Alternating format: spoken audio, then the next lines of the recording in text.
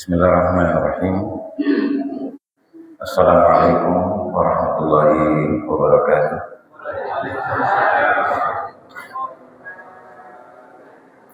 Alhamdulillahilladzi allafa baina qulubina wa ja'alna ikhwana mutahabbina ad-da'in al-'amilina fi da'wati. Wa asyhadu an la ilaha illallah laysa li fadlihi muntaha wa la madad.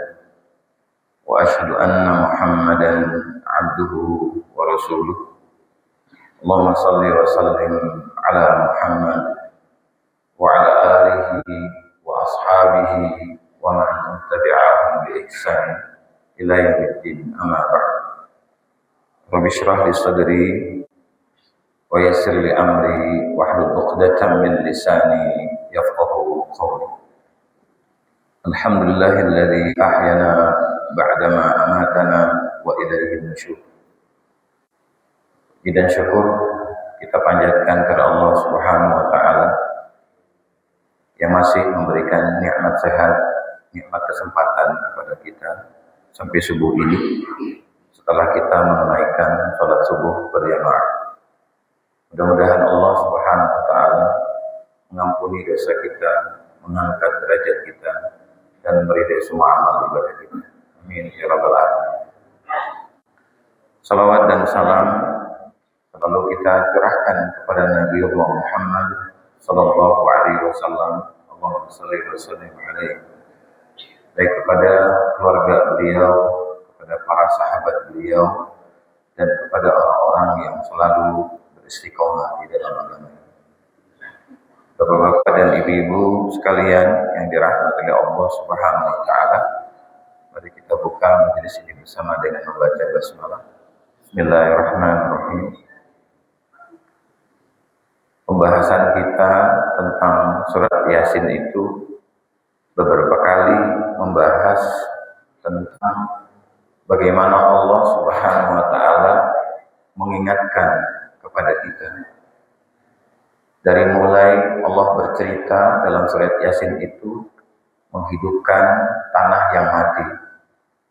Lalu juga Allah bercerita kepada kita tentang kekuasaannya akan matahari dan bulan, ada siang dan malam.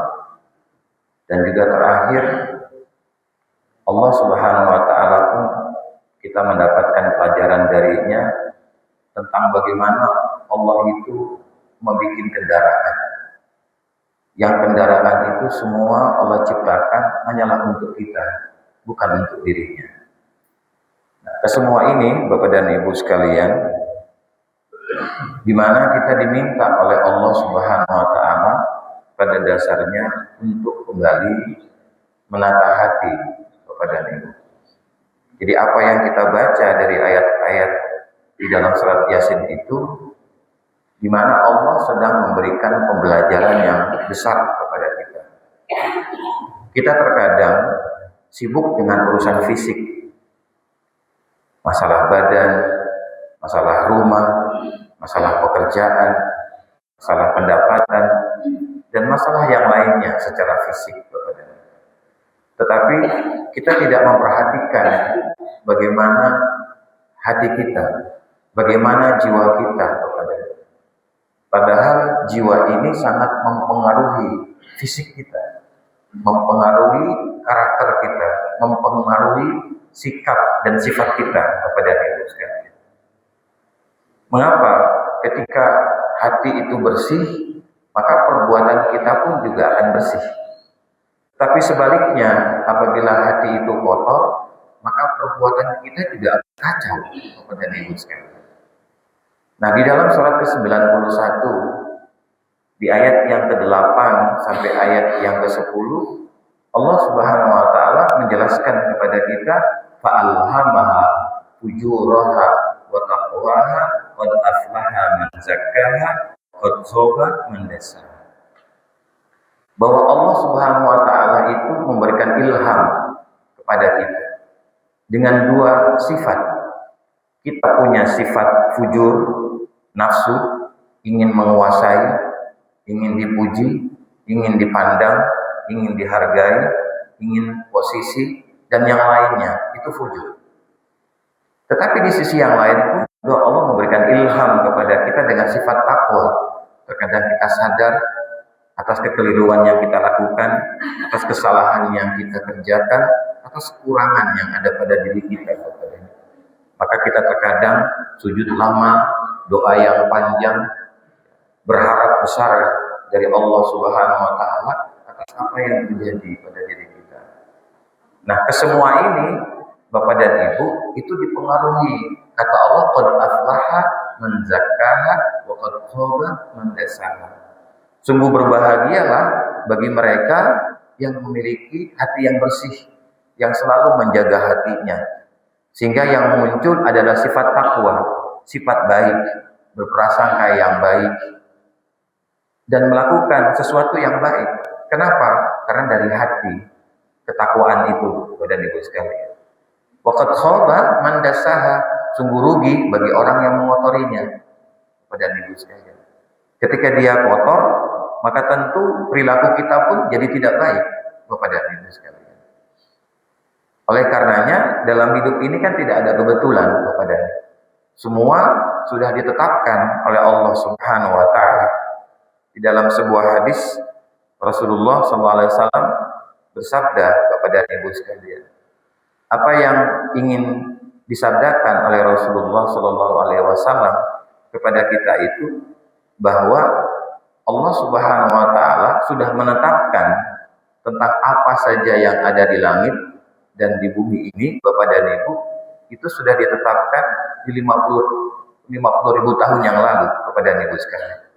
Kataballahu maqadiru al-khalaiq qabla an yakhluqa as-samawati wal ardi bi 50 alfa sanah. Jadi Allah Subhanahu wa taala menetapkan bagi makhluknya semua itu di antara langit dan bumi itu di 50 ribu tahun yang lalu, Bapak dan Ibu. Sebelum langit bumi ini ada, Allah sudah tetapkan di mana Bapak dan Ibu duduk di pagi hari ini. Ya kan? Ada yang di 2 pekan yang lalu duduknya dekat pintu sana. Sekarang sudah mulai pindah ke pintu situ.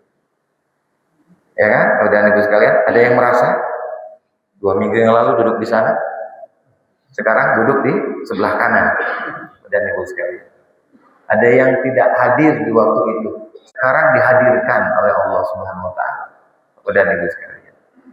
Nah, jadi Bapak dan Ibu yang dirahmati oleh Allah, satu hal yang paling besar adalah Allah meminta agar kita memperbaiki hati. Sholat yang kita kerjakan ini bagian daripada memperbaiki hati, Bapak dan Ibu. Sehingga jangan sampai setelah kita sholat masih kita menggibahi orang, mencaci maki orang, menghina orang, merendahkan orang, Bapak dan Ibu.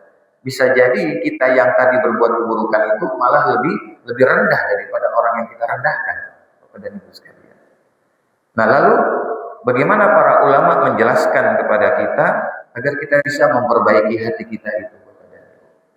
Di antaranya adalah yang pertama, al-iqbalu alal haq, menerima segala apa yang datang dari Allah. Jadi menerima segala apa yang datang dari Allah, Bapak dan Ibu. Karena kita sadar bahwa apa yang kita rasakan, apa yang kita jalani, apa yang terjadi itu semua dari Allah. Mau yang buruk, mau yang baik, Bapak dan Ibu, itu semua dari Allah. Tidak akan mungkin sesuatu itu terjadi kecuali atas izin Allah, Bapak dan Ibu. Di dalam surat ke-64 At-Taghabun ayat yang ke-11, Allah mengatakan kepada kita, Bapak dan Ibu, ma asaba min musibatin illa biiznillah wa may yu'min billahi yahdi qalbah. Apa saja yang terjadi itu semua atas izin Allah. Barang siapa yang mengimaninya, maka Allah akan memberikan petunjuk ke dalam hatinya. Nah, pertanyaannya Bapak dan Ibu, kita mau tidak menerima itu semua, Bapak dan Ibu? Apakah itu seperti musibah yang dirasakan oleh saudara-saudara kita di 3 provinsi itu atau di provinsi yang lain, Bapak dan Ibu, ya, di Sumatera ini? Ya, ataupun yang kita rasakan sampai detik ini, Bapak dan Ibu. Jadi tidak ada sesuatu yang terjadi pada diri kita sekecil apapun dan sebesar apapun kecuali semua itu terjadi atas izin Allah. Sehingga kalau kita tidak mau menerimanya, Bapak dan Ibu, yang terjadi adalah tekanan, Bapak dan Ibu. Tekanan pada jiwa kita, pada jantung kita, pada pikiran kita, pada fisik kita, Bapak dan Ibu sekalian. Mengapa? Karena apa yang Allah datangkan kita tidak mau terima. Padahal tadi Allah sudah jelaskan kepada kita bahwa semua itu terjadi karena izinku. Kalau di dalam surat 57 Al-Hadid ayat 22 dan ayat 23, Allah mengatakan, "Ma asaba min musibatin fil ardi wala fi anfusikum illa fi kitabim min qabli an nabra'aha inna dzalika 'ala Allahi yasir." Tidak ada musibah yang terjadi di bumi dan juga pada dirimu kecuali semua sudah tertulis di Lauhil Mahfuz sebelum semua itu terjadi. Inna dzalika 'ala Allahi yasir. Sungguh mudah bagi Allah untuk merubahnya. Sangat mudah Bapak dan Ibu. Allah merubah supaya tidak terjadi musibah di Aceh, di Medan, di Padang. Sangat mudah Bapak dan Ibu sekalian. Tapi Allah tidak mau, Pak Ibu. Kenapa? Karena Dia sudah menetapkannya. Sebelum itu terjadi, musibah itu sudah ada ketetapan di langit Bapak dan Ibu sekalian. Dan untuk apa Allah Subhanahu wa taala menjadikan itu? Kalau Allah katakan di dalam surat 30 ayat 41, "Zaharal fasadu fil ardi fil barri wal bahri bima kasabat aydin nas liyudhiqahum ba'dalladzi 'amilu la'allahum yarji'un." Telah terjadi kerusakan di muka bumi itu karena ulah tangan manusia, Bapak dan Ibu sekalian. Baik itu di daratan ataupun di lautan. Kenapa Bapak dan Ibu sekalian Allah munculkan kalimat ini? Liyudhiqahum ba'dalladzi amilu la'allahum yarji'un. Sengaja Allah menjadikan itu semua agar si manusia ini merasakan kepada atas ulah yang dia lakukan. Baik itu yang melakukannya ataupun yang tidak melakukannya, maka akan terkena kepada Ibu sekalian. Kenapa? Karena ini sebuah ketetapan dari Allah. La'allahum yarji'un, agar mereka kembali kepadaku, kata Allah. Kembali, Pak. Mau wafatnya itu terkena kayu balok yang besar, ataupun wafatnya itu tertimpa oleh tanah, oleh pasir, oleh lumpur, ataupun yang lainnya. Itu semua Bapak dan Ibu adalah cara Allah untuk menjelaskan kepada kita bahwa Allah punya cara untuk mematikan kita. Kita punya cara Bapak dan Ibu, punya keinginan agar Allah mematikan dalam keadaan nyaman. Tetapi Allah lebih kuat caranya. Kenapa? Karena Allah yang memiliki diri kita, Pak. Nah, oleh karenanya tadi, Bapak dan Ibu sekalian, untuk bisa memperbaiki hati kita, Bapak dan Ibu, kita harus terima apapun yang Allah berikan kepada kita. Bukan malah kita kembali menolak, malah kita kembali untuk menjauh. Tidak mungkin bisa, Bapak dan Ibu sekalian. Di dalam surat ke-28, ayat yang ke-68, kata Allah kepada kita, wa rabbuka yakhluqu ma yasha'u wa yakhtar ma kana lahumul khiyara subhanallahi wa ta'ala amma yusyrikun. Dan Tuhanmu menciptakan masalah dan memilih siapa yang akan menjalani masalah itu. Jadi Allah sudah katakan, aku yang menciptakan masalah itu dan aku yang akan memilih siapa di antara manusia yang akan menjalani apa yang aku ciptakan dari masalah tadi. Maka dalahumul khiyarah, tidak ada satupun di antara kalian yang mampu untuk menolak kalau masalah itu datang kepada kalian. Tidak bisa, Pak. Mau senang kek, mau tidak menyenangkan, mau melapangkan, mau menyempitkan, enggak ada urusan kata Allah. Kenapa? Kamu harus terima. Nangis-nangislah, Pak. Ya. Tertekanlah kata Allah kepada Ibu sekalian. Maka kenapa ketika terjadi masalah itu Allah sudah memberikan jalan kepada apa jalannya?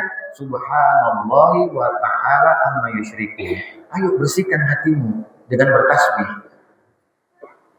Puji aku. Kenapa? Karena semua itu aku yang menetapkan untuk kamu. Nah, musibah itu Bapak dan Ibu belum tentu karena Allah benci, Pak. Belum tentu karena Allah tidak senang.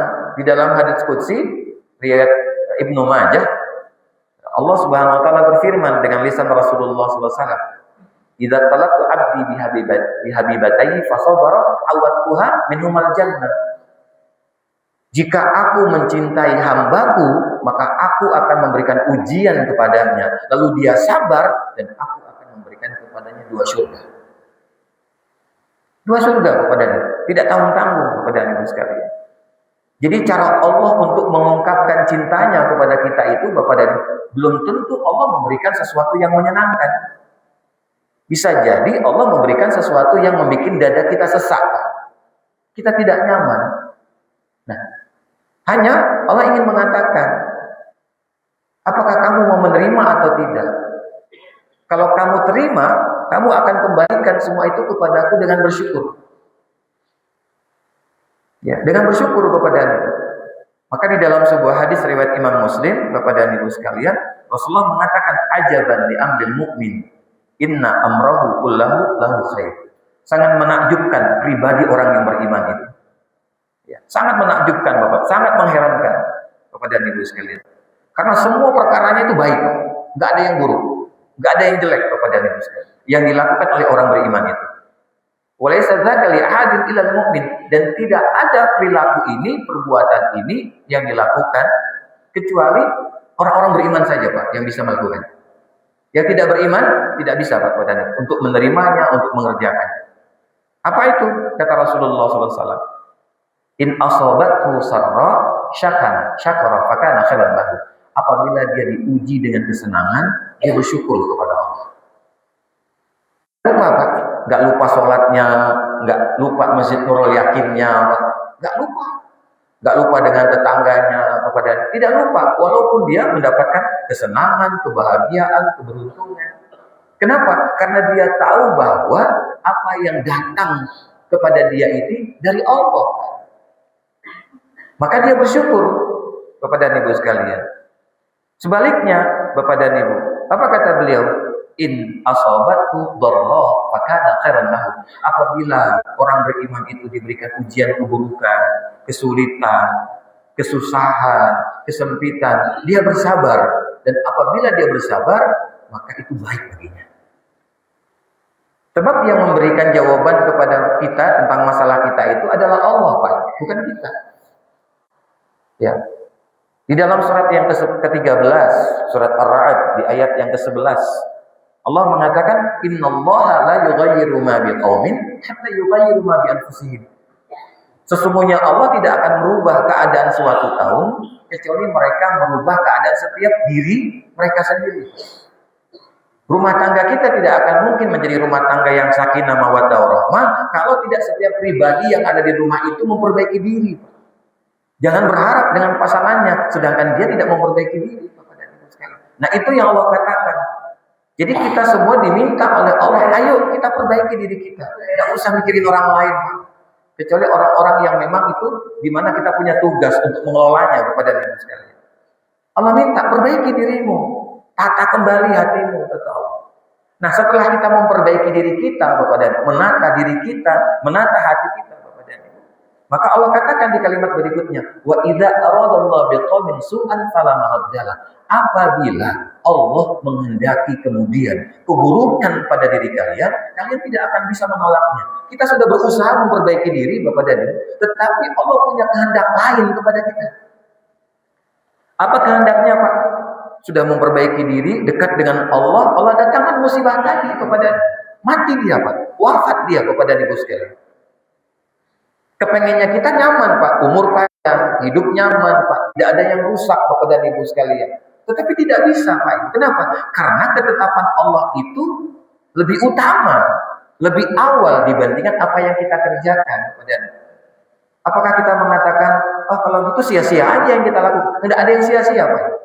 Yang dilakukan oleh orang beriman itu tidak ada yang sia-sia Bapak.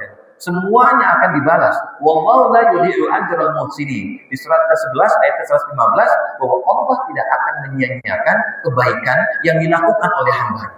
Seberapapun, faman ya'mal mithqala dzarratin khairan yarah wa man ya'mal mithqala dzarratin syarran yarah. Sekecil apapun kebaikan itu pasti akan dibalas. Sekecil apapun kejahatan itu pasti akan dibalas kepadanya.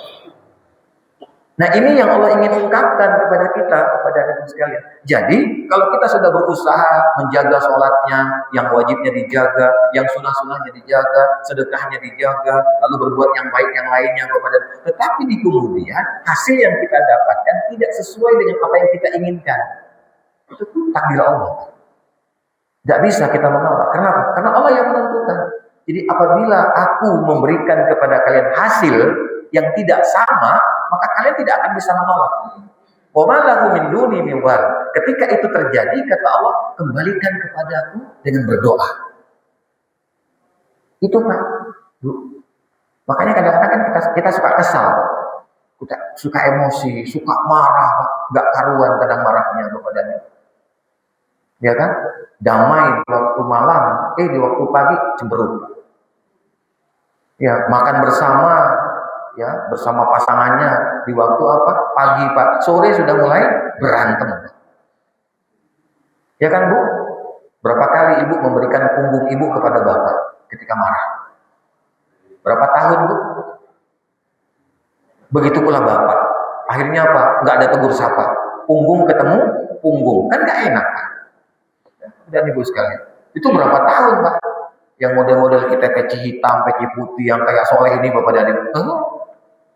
Pernah terjadi, Pak, pada diri kita semua, pada Ibu sekalian. Dan siapa yang mau pada dasarnya, Bapak? Tidak ada yang mau, Pak. Tetapi semua itu Allah yang menetapkan. Sengaja, Bapak dan Ibu. Kenapa Allah tetapkan? Likai la ta'sau ala ma fatakum wa la tafrahu bima atakum wallahu la yuhibbu kulla mukhtalin fakhur.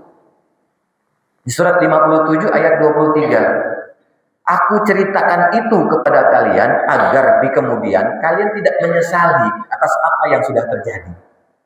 Dan jangan kalian bangga terhadap kebahagiaan, keberuntungan yang kalian dapatkan. Semua itu karena aku, kata Allah. Dan aku tidak suka kepada orang yang sombong dan membanggakan diri. Gak suka. Sebab sifat sombong itu kan sifat Allah, Pak. Bukan sifat kita. Karena kita tidak bisa melakukan seperti apa yang Allah lakukan, Pak, dengan sempurna. Nggak bisa, Pak. Nah, jadi poin pertama, Pak, Ibu, yang harus kita perhatikan dalam kita memperbaiki hati kita adalah menerima segala sesuatu yang datang dari Allah kepada kita. Nah, yang kedua, Bapak dan Ibu, bagaimana kita memperbaiki hati kita itu, Bapak dan Ibu? Hubbul haqq wa insyirahus sadr lil Islam. Bagaimana ketika apa yang Allah datangkan kepada kita itu kita sukai, Pak, kita cintai. Kita dicaci maki, Ibu suka, tersenyum, terima kasih atas caci makinya. Bisa, Bu? Jangan-jangan dibalas kali. Ya. Kalau ada tetangga yang pelit, ikut pelit nggak, Bu? Ya. Kadang-kadang kita ikut-ikutan kepada Rasulullah mengatakan begini, ketika bertemu dengan seorang sahabat yang bernama Uqbah. Beliau katakan, ya Uqbah, ala ukhbiruka afdal bi akhlaq al-dunya. Wahai Uqbah, mau tidak aku beritakan kepadamu tentang akhlak yang paling mulia di dunia? Mau ya Rasulullah? Apa kata Rasulullah? Satu, tasilu man qata'ak. Hubungkan tali silaturahmi dengan orang yang memutus tali silaturahmi dengan diri. Siapa? Atau kita putus? Nggak usah ikut-ikutan memutus tali silaturahmi, Bu. Hablum minan nas itu wajib, tidak boleh. Masalah dia itu berbuat keburukan, kejelekan, itu antara dia sama Allah. Antara kita tidak boleh putus, Pak. Kenapa? Karena ini jalur untuk bisa bertemu dengan Allah, Pak. Itu urusan dia sama Allah, Bapak dan Ibu. Dan yang kita benci itu bukan orangnya, Pak, sifatnya. Karena juga kita punya sifat buruk juga, Pak. Hanya dikala itu Allah berikan kepada kita sifat yang baik. Nah, kita kadang-kadang suka apa? Suka latah. Ketika orang itu menyakiti kita, kita mulai pula akan apa? Memusuhi dia. Itu kan sifatnya, Pak. Orangnya nggak usah kita musuhi, Pak. Nggak usah, dan Ibu sekalian. Contoh misalnya, punya apa? Punya pohon rambutan. Salah satu batangnya itu masuk ke tetangga. Salah satu batangnya masuk ke tetangga. Di apa? Batang di tetangga itu rambutannya lebih banyak dibandingkan di rumahnya. Secara fikih, Pak, itu tetangga boleh makan rambutan itu tanpa minta izin. Boleh Pak. Kenapa? Karena dia masuk ke tetangga orang. Jadi kalau ada ayam kita masuk ke tetangga orang, lalu tetangga itu sudah punya apa? Sarang, sangkar ayam. Lalu dia masuk, bertelur di situ, di situ. Itu yang sebelahnya gak usah marah. Kalau ayamnya dipotong, Pak.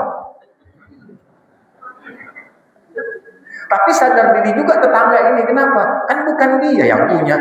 Allah yang mengantarkan ke situ. Kalau memang dipotong, dimasak, ya sebagiannya diantar ke tetangga yang punya ayam. Yang sudah sudah berapa hari itu mencari-cari ayamnya, Pak. Karena kreatif tadi, Pak.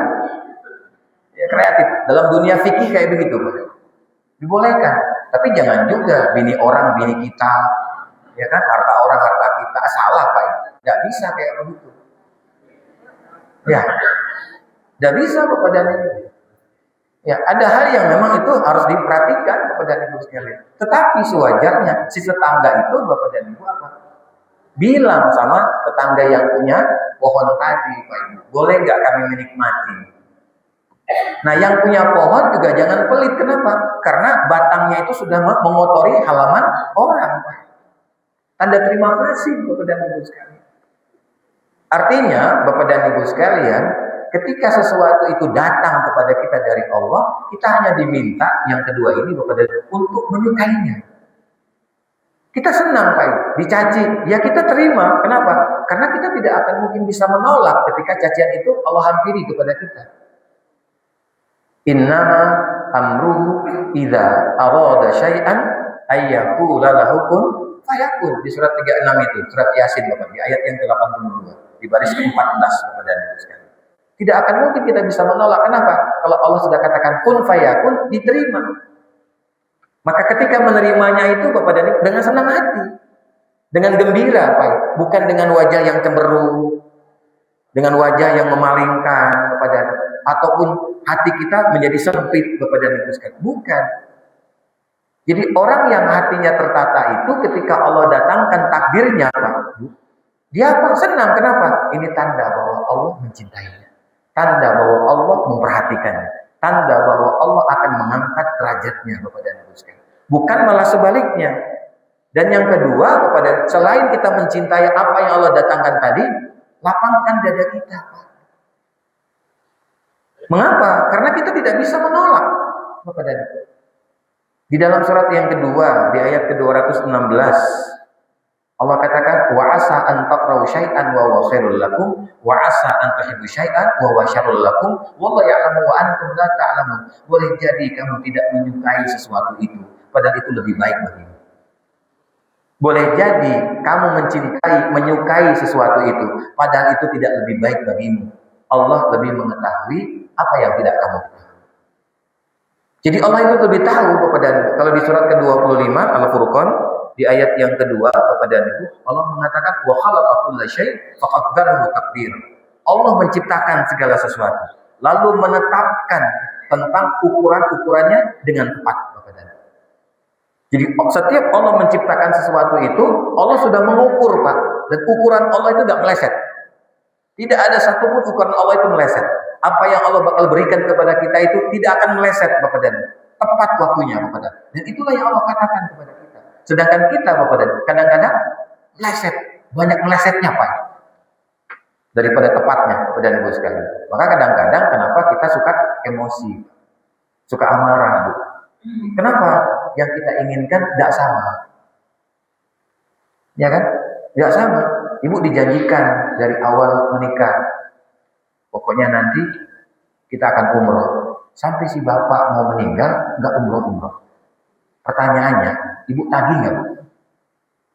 Muncul tidak di dalam hati ibu? Jangan dulu mati, Pak. Janji kamu kan belum selesai, ngajak aku umroh. Ada, Bu, yang kayak begitu modelnya, Bu. Masih diingat sama ibu. Jangan dulu, Pak. Kenapa? Kau masih punya janji sama aku. Padahal sudah dikasih gelang, dikasih apa? Dikasih cincin, Pak. Dikasih kalung. Masih yang diingat yang lama, Pak. Ya benar, Bu. Benar, Bu. Yang diingat masih yang lama. Kenapa? Si bapak yang pernah menyakiti ibu, ibu masih ingat yang itu. Lupa sama yang sudah dikasih. Itu sifatnya, Pak. Kita tidak pungkiri, Bapak dan Ya, makanya kadang-kadang kita itu suka marah-marah, marahnya nggak jelas, Pak. Sudah tahu dia yang salah, tapi dia menyalahkan orang lain, Pak. Kenapa? Karena tidak mau mengakui dia salah. Ada ibu yang pergi ke pasar, Pak, bawa motor. Lalu itu kunci, Pak, ditaruh di apa? Digantung di lehernya, Pak. Marah pulang-pulang Bapak dan Ibu sekalian sama suaminya. Kau macam mana? Aku pergi ke pasar, tapi kau udah jemput aku. Aku jalan kaki jauh dari pasar. Sampai orang tanya, ibu kenapa jalan kaki? Kan ada suaminya. Marahnya bukan main Bapak dan Ibu. Kenapa? Karena nggak dijemput. Lalu suaminya bilang, kau tadi naik apa? Naik motor. Maka ada kuncinya. Itu kuncinya di sini. Kadang-kadang kita lupa. Ya kan? Kita yang salah, tapi kita menyalahkan orang lain. Kenapa? Berharap orang lain minta maaf sama kita. Padahal kita yang salah, Pak.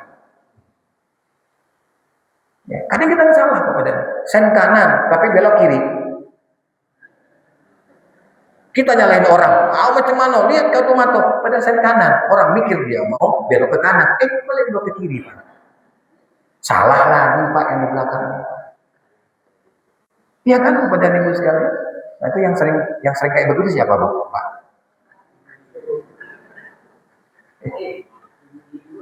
Bapak dan Ibu sekalian. Nah, ketika terjadi, Bapak dan Ibu suka nggak? Mencintainya nggak masalah itu. Kalau nggak dicintai, Ibu kan marah-marah, Bu. Aku yang belanja, aku yang masak, aku yang menghidangkan, aku juga yang menghabiskan, dan aku juga yang mencuci piring. Berapa tahun Bu cuci piringnya? Sudah tua, anak-anak sudah menikah, sudah punya cucu, lah ibu juga yang masih cuci piring. Padahal ibu berpikir, kalau anak-anak sudah besar, kakek, aku sudah mulai istirahat. Ya kan pikirnya kayak gitu ya, Bu. Apalagi kalau sudah pensiun, Pak. Sudah mulai nyaman. Ujungnya apa? Uang pensiun habis sama anak sama cucu. Itu, Pak. Dan ketika itu terjadi, Bapak dan Ibu mau terima atau enggak? Kalau enggak, diabetes naik, gula naik belum tentu karena nasi, Pak. Kenapa? Karena hati nggak nerima. Pikiran kacau, Pak. Ya, darah tinggi, Pak. Tensi naik, belum tentu karena makanan, Pak. Belum tentu karena gorengan nanti di depan yang kita makan nanti. Belum tentu. Kenapa? Karena enggak dapat jatah dia. Aku mau, yang lain dapat. Nah, naik itu tensinya, Pak. Dan Ibu sekalian. Jadi jangan salahkan makanan, tetapi salahkan diri kita sendiri. Kenapa? Ketika itu terjadi, kita tidak sepenuhnya untuk menerimanya, untuk mencintainya, Bapak dan Ibu sekalian. Yang terjadi ada kelemahan pada diri kita. Bu. Kenapa? Karena dari hati tadi. Ya, dari hati tadi, Bapak dan Ibu. Maka kenapa Allah jadikan itu semua? Kata Allah, "Waliyabtaliyallahu ma fi sudurikum waliyumahhisa ma fi qulubikum wallahu alimun bidzatis sudur." Di surat 3 ayat 154. Semua itu karena aku ingin menguji apa yang ada di hatimu, dan aku ingin membersihkan apa yang ada di hatimu, dan aku mengetahui apa yang ada di hatimu. Jadi Allah itu bukan menguji fisik kita, Pak. Ya. Tetapi Allah sedang menguji hati kita dengan dunia ini, Pak. Apakah hati kita tetap stabil untuk menyembah Allah, untuk mentaati Allah dalam kondisi apapun? Mau susah, mau senang, mau sempit, mau lapang, mau sehat, mau sakit, masih nggak dia mendekat kepada? Kan sama seperti sholat, Pak. Sholat itu kan wajibnya berdiri. Kalau tidak mampu berdiri, duduk. Kalau tidak mampu duduk, berbaring. Tidak mampu berbaring, isyarat. Tidak mampu isyarat, disolatkan. Itu jalan terakhir, Pak. Jadi kalau ada orang yang nggak mau sholat, sholatkan. Nah, kan sudah dikasih keringanan, Pak. Dari mulai berdiri sampai isyarat, Pak. Nggak mau juga, sholatkan. Nggak usah capek-capek kita ngomongnya, Bapak dan ayo berbaring. Kenapa? Kalau yang laki di bagian kepala, kalau yang perempuan di bagian pusar. Sholatkan aja, Pak. Kenapa? Nah, orang yang mati aja disolati, Pak. Nah, ini orang yang hidup nggak mau sholat, Bapak dan Ibu. Apa yang mau dibanggain di hadapan Allah, Bapak dan Ibu sekalian? Awwalu ma yuhasabu bil 'abdu yaumil qiyamah as-shalah. Awal pertama yang bakal Allah tanyakan kepada seorang hamba adalah salat. Makanya kalau kita punya masalah, kata Allah, wasta'inu bis-sabri was-shalah wa innaha lakabiratun illa 'alal khashi'in alladziina yazunnuna annahum mulaqu rabbihim wa Wa anna ilaihi raji'un. Surat kedua ayat 45-46. Kalau kamu punya masalah, minta tolong kepadaku. Caranya bagaimana? Kamu sabar, lalu kamu sholat. Sesungguhnya sholat itu berat bagi orang yang punya masalah, kecuali orang yang khusyuk. Siapakah orang khusyuk itu? Orang yang yakin bahwa dia akan bertemu dengan Tuhannya dan masalahnya dikembalikan kepada Tuhannya. Maka kalimatnya alladzina idza asabahum musibah qalu inna lillahi wa inna ilaihi raji'un. Kalimat ini yang Allah tunggu dari kita, Pak, Bu, ketika kita mendapatkan musibah. Di surat kedua ayat 156. Orang-orang yang apabila ditimpa musibah dia mengatakan kepadaku, sesungguhnya musibah ini datang darimu ya Allah, kami kembalikan kepadamu. Maka dijawab oleh Allah, Pak Ibu, ketika kita mengembalikan musibah tadi dengan kalimat inna lillahi wa inna ilaihi raji'un. Di surat kedua ayat 157. Ulaika alaihim salawatu min rabbihim wa rahmah wa ulaika humul muhtadun. Mereka itu yang mendapatkan ampunanku dan doa malaikatku, mereka juga mendapatkan rahmatku, dan mereka itu akan mendapatkan petunjuk dariku. Itu jawaban Allahnya kepada kalau kita punya masalah, kita kembalikan kepada Allah dengan sabar dan salat. Maka supaya lapang dada kita, pakailah doa Nabi Musa di dalam surat yang ke-20, surat Toha ayat 25-28. Rabbi shrah li sadri wa yassir li amri wahlul 'uqdatam min lisani yafqahu qawli. Ya Allah, lapangkan dadaku. Ya Allah, mudahkan semua urusanku. Karena Engkau yang menetapkan semuanya, ya. Karena kita tidak bisa kepadamu untuk menyelesaikan, untuk menghilangkan keburukan, kejelekan itu kecuali hanya Allah. Di dalam surat ke-10 Yunus ayat ke-107, wa iyyam sastallahu bidurrin fala kashifa lahu illahu wa yuridka bi khairin fala radda li fadli yusibu man yasha min ibadi. Jika Allah menimpakan keburukan, kejelekan pada diri hamba-Nya, maka tidak akan ada yang bisa menghilangkannya kecuali hanya Allah. Dan jika Allah memberikan kebaikan sebagai cobaan bagi kalian, maka Allah adalah zat yang memilih siapa yang pantas untuk mendapatkan kebaikan itu. Nah, itulah yang Allah katakan kepada kita. Baik, kepada Ibu, kita masih punya waktu yang panjang sampai suruh kepada Ibu sekalian. Kalau saya bahas, Pak, ini ada 7 poin kepada Ibu. Memperbaiki hati yang kita ambil pembelajarannya dari ayat-ayat yang pernah kita bahas dalam surat Yasin. Kalau di antara Bapak dan Ibu ada yang ingin menyempurnakan atau ingin bertanya, dipersilakan. Waalaikumsalam.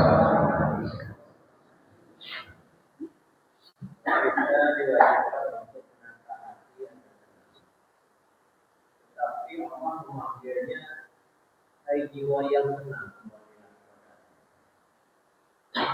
Ayat itu dengan jiwa yang tenang ini, apakah di saat kita mati, atau di saat kita sholat, atau di saat kita kerja, atau beristirahat.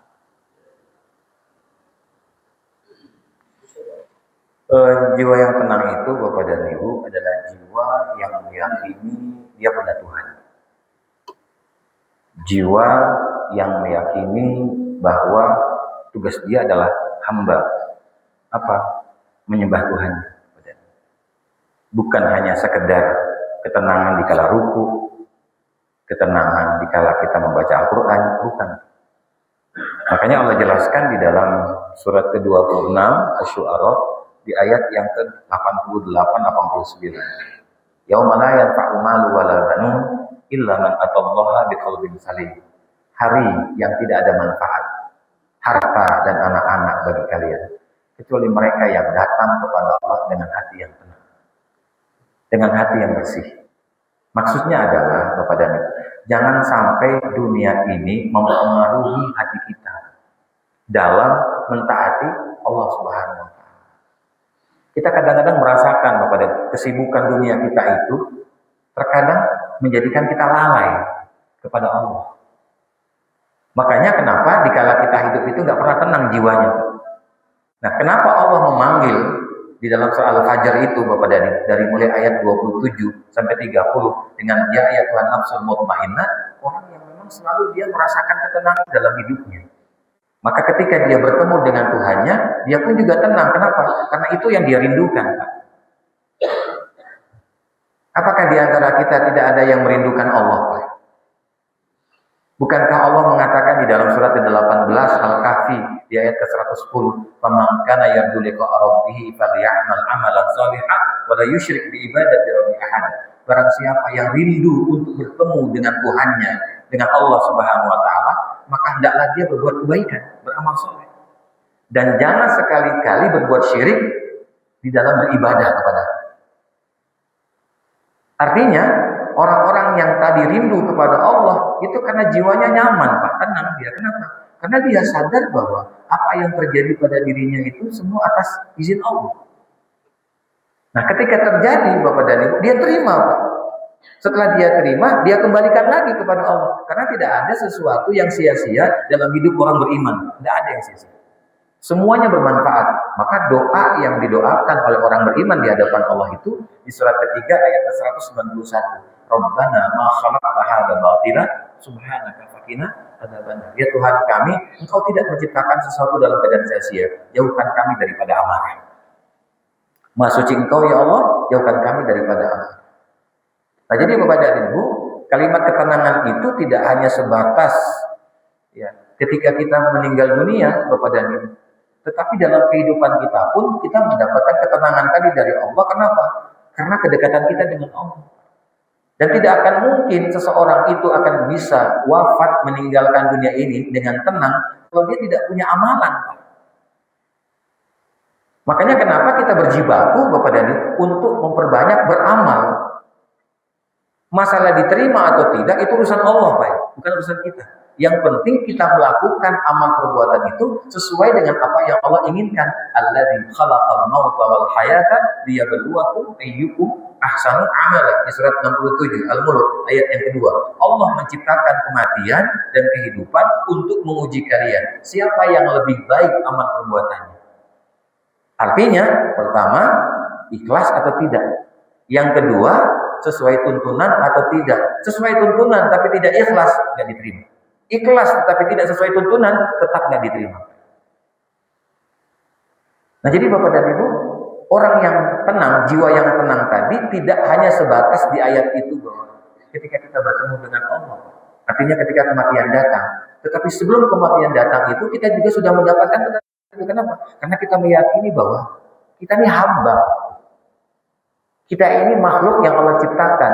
Rasanya tidak pantas kalau kita diciptakan oleh Allah, tetapi kita memberontak, kita membangkang, kita tidak mau mengikuti. Begitu pula kita rasakan kalau anak-anak kita tidak mendengarkan nasihat kita, tidak mendengarkan omongan kita, apa yang terjadi pada diri kita, Bapak? Maka di dalam surat ke-20 ayat ke-124 sampai 126 Allah mengatakan, "Wa man a'rada 'an dzikri fa inna lahu ma'isyatan dhanka wa nahsyuru yaumil qiyamati a'ma." Apa kata Allah kepada kita, Bapak dan Ibu sekalian?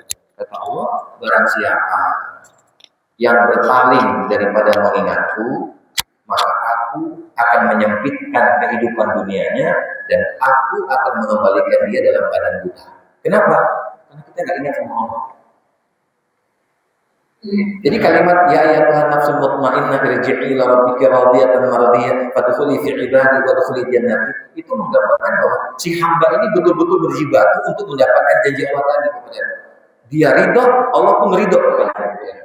Nah, supaya Allah ridho kepada kita atas kehidupan kita, bagaimana caranya? Nah, tadi kepada jangan lupakan bahwa apa yang kita rasakan, apa yang kita jalani itu semua pemberian Allah. Wa ma bikum min ni'matin fa minallah. Di surat ke-16 An-Nahl ayat 53. Apa saja kenikmatan, kekayaan, kesenangan yang ada pada dirimu, semua itu datang dariku, kata Allah, bukan karena kamu. Bukan karena kamu, kata Allah. Nah, jadi itu yang harus kita nyamankan. Sehingga wajarlah tadi kalau Allah mengatakan illa man atallaha biqalbin salim, kecuali orang yang datang kepada Allah itu dengan hati yang damai, hati yang tenang. Kenapa dia damai? Karena dia yakin bahwa apa yang dia kerjakan itu sesuai dengan apa yang Allah inginkan, walaupun tidak sempurna. Ya, sehingga di dalam surat 16 At-Taghabun ayat ke-16 Allah katakan fattaqullaha mastata'tum wasma'u wa ati'u wa anfiqu khairan li anfusikum. Bertakwalah kamu kepada aku semua. Allah tidak minta sempurna, Pak, dalam ketaatan. Tapi kalau dalam larangan harus sempurna. Kalau Allah sudah mengharamkan, melarang, harus ditinggalkan. Tidak boleh tidak. Ya, tidak boleh tidak. Kalau Allah mengatakan la taqrabuz zina, jangan kamu dekati zina. Kita nggak dekat Pak, tapi melakukan, ya sudah salah Pak. Orang dekat aja nggak boleh, apalagi berbuat. Dan ya, sama seperti ketika Adam dan Hawa ini bertengkar. Apa kata Adam kepada Hawa? Wa la taqrabu hadhihi syajarah. Allah bilang sama kita, wa jangan dekati pohon ini. Kata Hawa, kalau buahnya jatuh macam mana? Gelinding sampai ke depan kita. Apakah kita tidak boleh makan? Kan larangan Allah itu kan hanya tidak boleh mendekati pohon, tapi kan tidak ada larangan untuk makan buah.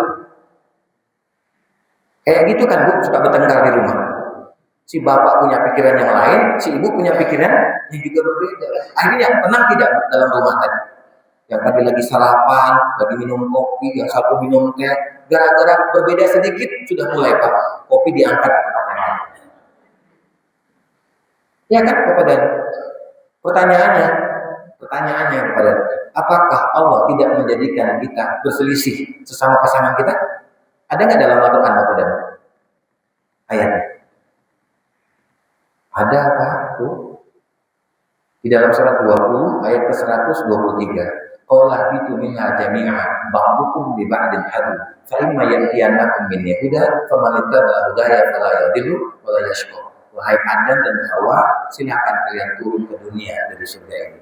Dan ingat, keturunanmu suami istri akan selalu berselisih. Udah Bu, damai? Sekarang, besok mulai lagi. Ayatnya ada. Fa imma ya'tiyanakum minni huda. Oleh karena itu, aku turunkan kepada kalian petunjukku. Diturunkan arahan-arahannya supaya kalau marah tetap saja membuat kopi, menggorengkan pisang, tetap melayani walaupun ada marah di sini. Ini enggak. Pokoknya seminggu libur. Enggak ada masakan? Enggak ada. Masya Allah. Kenapa? Karena tadi Pak. Padahal ayatnya ada. Nanti keturunanmu itu, para suami istri akan berselisih. Barang siapa yang mengikuti petunjukku, pamanita ba'udaya falayadil wa yashqa. Kalau dia mengikutinya, maka dia tidak akan mudah emosi, mudah marah, dan mudah pecah. Saya menangani orang mau cerai Pak, umur 71, si ibu, si bapak 73.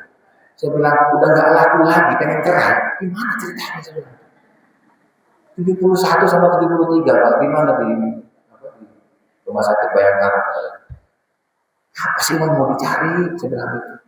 Ya sini, kita berdoa. Tolong aminkan. Ya Allah, kata saya Pak. Ya Allah, masukkan kedua orang tua ini ke neraka. Ya panas. Jangan Ustaz, jangan. Ya sudah, damai aja. Ini damai aja. Ya, kalau ambo yang doain itu istijabah. Ya suka doain saya sekali. Kita candain Pak, kenapa? Lah udah tua Pak, 71, 73. Barangkali setelah itu mati Pak. Ditanya sama malaikat munkar dan nakir, kenapa kali? Ya aku cerai, kenapa nggak suka? Nah, kalau nanti di surga ketemu lagi, Allah pertemukan, Allah sandingkan, mau ngomong apa Pak? Protes sama Allah, ya Allah kenapa engkau sandingkan aku lagi dengan pasanganku dulu di dunia? Kenapa? Aku udah capek sama dia. Kayak dia aja, kalau sebelahnya juga ngomong begitu Pak. Apa kata Allah? Takdirmu tetap bersama dia di surga. Mau bilang apa? Mau cemburu? Mau marah Pak? Mau lari? Gak bisa. Kenapa? Allah yang pasangan. Maka ada seorang sahabat bertanya kepada Rasulullah, ya Allah kira-kira istriku masuk surga tidak? Masuk. Mulai berubah Pak mukanya, sahabat. Lalu Rasulullah tanya, kenapa kamu berubah? Aku di dunia susah sama dia Rasulullah. Kenapa kau dipasangkan lagi nanti di akhirat? Surga beda, gak sama dengan di dunia. Ya, gak sama dengan di Rawasari. Kenapa? Ini surga. Di Rawasari ya kayak gitu lah. Tapi di surga beda, gak ada lagi kondisinya. Jadi Bapak dan Ibu, ketenangan itu dimulai dari masa apa? Kita hidup sampai kita bertemu dengan Allah. Artinya apa? Ada keistiqomahan, kestabilan dalam kita beribadah kepada Allah. Sehingga di ujungnya Allah mematikan kita dalam keadaan husnul khotimah. Dan tanda orang yang husnul khotimah itu kuningnya basah.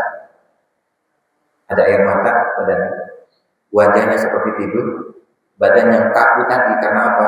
Karena stroke barangkali itu tiba-tiba dengan izin Allah langsung melemas. Sebab ada juga orang yang mati dalam keadaan keras tubuh, tangannya atau kakinya tidak bisa diluruskan, tidak bisa dikembalikan, maka perlu dibantu dengan cukup lama. Tapi jangan juga nanti kalau ada yang meninggal di sini, nah ini suul khotimah, neraka saya. Nggak usah takut, itu hanya tanda saja. Hanya tanda. Wallahu a'lam. Ada lagi Pak? Oh, nanti saya dimarah kalau Pak dari sini. Iya.